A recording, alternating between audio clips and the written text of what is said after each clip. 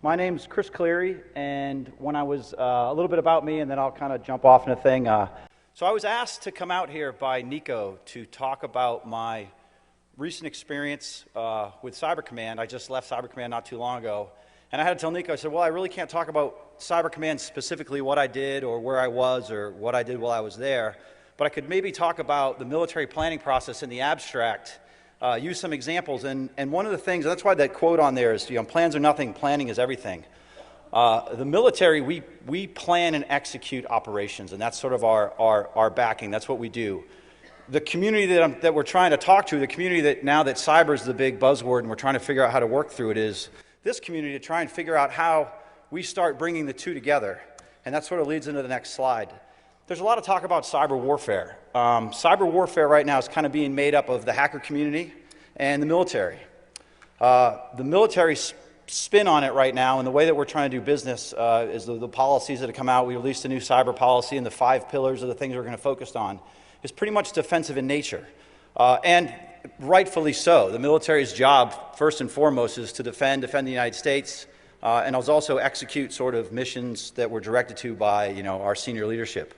The hacker community brings a whole new perspective to that because really, arguably, you guys were here first. There's some things that the military's done for a long, long time that we're really good at. This is a new domain, and we're trying to figure out how to operate in it. And it's kind of the bringing together of the peanut butter and the jelly to make something that we're going to coin cyber warfare in the beginning.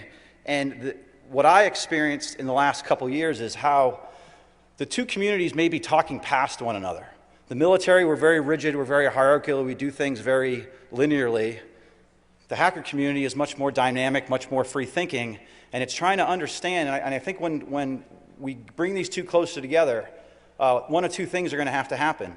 Either the hacker community, when they want to support the operations that we do, are going to have to figure out our planning process and then understand what they do and then bring it to us, or maybe we're going to realize that the way that you guys do business and how those things will be brought to bear to support our operations, maybe we have to, in the military, come up with a new planning process, a new way of thinking through a new language, a new way of stepping through it, so that you guys can come and leverage what we do.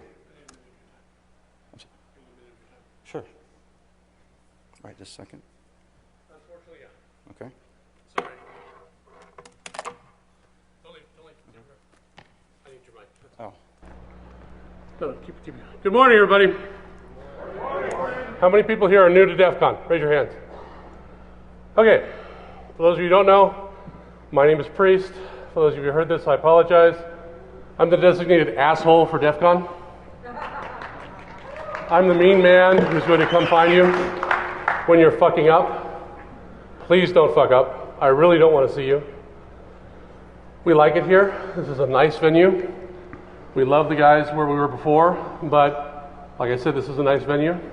I really don't want to be here Sunday saying, this is why we can't have nice things. That said, he's drinking light beer. That kind of scares me. It was bought for me. I didn't buy that. Somebody brought it to me, by the way. That's a good cover story. Yeah. Good cover story. What I'm here to tell you, number one, is, like I said, please don't fuck up. Number two, we are having something called the Blood Code Drive. How many people here know what the Network Ninjas are? Or the Ninja Party? Raise your hands. Okay. For those of you who don't know, one of the most awesome parties at DEFCON is the Ninja Party. Their leader has come down with a rare blood disease. We're having a blood drive / contest today from 12 o'clock to 5 o'clock. Doesn't matter what blood type you are. If you could, please donate a pint of blood. Please be smart about it. Don't drink before. Don't drink booze after. Rehydrate yourself. Don't go run a mile or something like that after you do it. But if you can do it, it would really not only help Barcode, but it would help everybody else who needs blood. There's a picture floating around of Barcode. If you take a picture of yourself giving blood, there's a raffle going on. A couple of the prizes are, one is a skateboard signed by a lot of cool people. Two is we will take you on a behind-the-scenes tour of DEFCON. So we'll take you behind the green curtain, and you get to see the little man pulling the levers. There's nothing back there. And like I said, we would really appreciate your help.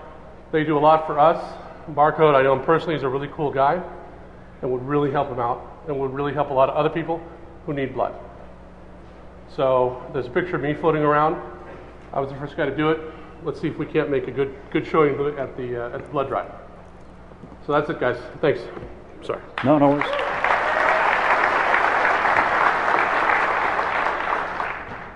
So I was just behind the green curtain a minute ago. There's really nothing back there. But I got some beer and some finger food and stuff like that. But so I wanted to kind of give a little bit about how I got here and what I sort of learned along the way. And what I mean by that is sort of the progression of becoming a military planner. And something to learn from that is we're all sort of products of our environment. I mean, everybody in this room came from some different background. They have different experiences in their life that got them either to this room or to what they do. And you know, being a planner is no different. So starting off, I started my career as a maintainer working on F-18s.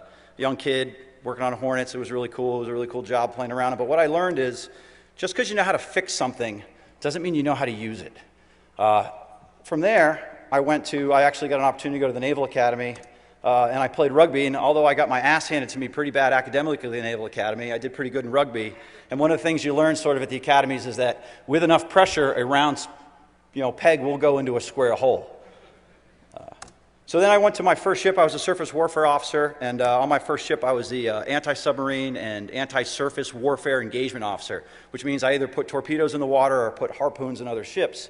And when you got there as a planner or an executor, the lesson I took away from that was even though that you're important to the mission, you don't necessarily know what the guy to the left and the guy to the right are doing, but you do know that if they don't do their jobs, you can't do yours. From there, I was the officer in charge of a landing craft detachment, worked with the Marines quite a bit, which is an experience all in itself.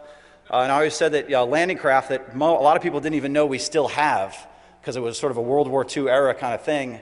The good thing there was it was sort of like I always tell everybody it was an 18-month episode of McHale's Navy. It was the most fun I ever had. It was kind of like we were like pirates. We got to cruise around and just do goofy stuff with very little adult supervision.